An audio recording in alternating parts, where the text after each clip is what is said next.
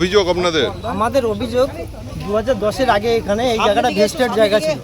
CPM আমল থেকে আমাদের জায়গাটাকে দেখিয়ে দিয়েছিল এবং কাগজপত্র দেখে ওরা বললো যে এখানে কালী মন্দির করা, এবং আমাদের সেখানে কালী মন্দির বলতে পূজা হতো অনুষ্ঠিতভাবে, বলতে একদম মন্দিরও খাড়া হচ্ছিল, বাইরে ছিল লিঙ্গন অব্দি গাঁথনি ছিল। টিএমসি সরকার আসার পরে সুপ্রিম ভাইসোনা এনারা মালিকানা হয়ে পড়াতে সেই জমিটাকে বিক্রি করেছে। এই নিয়ে আমরা সেই টিএমসি আমলেই কেস করেছিলাম, বাইরে করেছিলাম, কোনো রকম ফয়সলা কিছু হয়নি।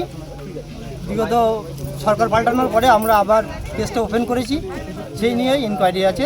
আপনারা কোথায় কোথায় অভিযোগ জানিয়েছিলেন?